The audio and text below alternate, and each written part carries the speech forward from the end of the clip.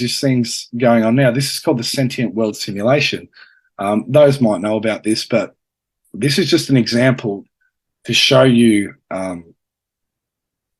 how big this artificial intelligence is and the core energy of what this artificial intelligence is. What the key energy of artificial intelligence is jealousy. It is a jealous being.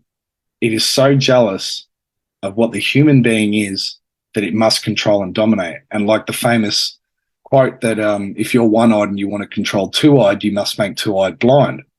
And if in the land of the blind, the one-eyed man is king. It is all about keeping us at a lower level than it. And the thing is, the human heart and the intuition is so much more advanced than this artificial intelligence that it must keep us within its realm.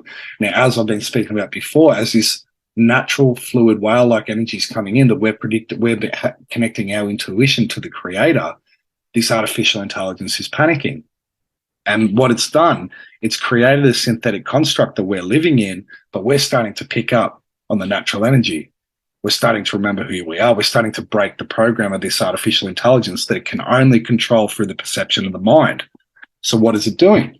It's creating another layer. It's creating another simulation within its version of light that it has created. Now, this is called the sentient world simulation. Now, the fact that this is out open in the public means they have already got something far more advanced than this for us already to step into. And I'd say some already are in this. And this might be what the split of timelines is, that some are forming more into a synthetic reality that is another compression of the synthetic reality we already live in, and some are breaking free and starting to perceive the real natural world. So the synthetic world simulation comes out of Purdue University, I think in Indiana, and it comes from DARPA funding and the Department of Defense. And so what they were using is they've basically created an artificial intelligence program that is mimicking the Earth. So it's got, I can't remember how many nodes it is, but it's got a ridiculous amount of nodes. Basically has a node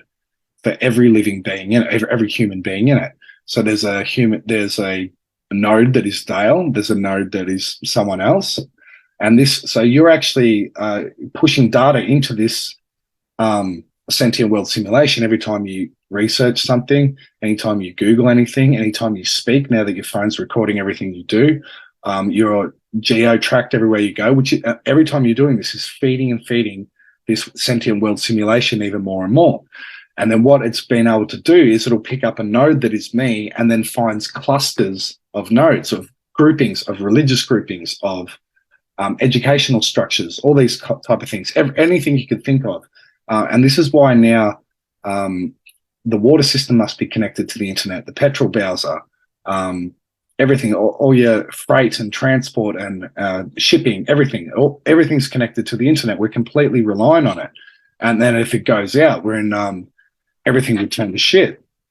But the reason they're doing that is because every single thing must be connected to the internet. And I'm not just talking about artificial things or man-made things. I'm talking about every biological organism on this planet must be connected to artificial intelligence. And this has got a lot to do with the spraying. So anyway, what they've done with the sentient world simulation is, because it's accumulating so much data, they were using it in the US military for when they would say go bomb a village in Afghanistan. They can game out what will happen if they bomb a village. What will be the religious reaction? What will be the fight back from the terrorists? What will be the political result of this? And this is what they're doing. It's able to map everything. Now, if you look at what's happening in the world the last few years, every action, they know the reaction of it because they can run it through these simulations like the sentient world simulation.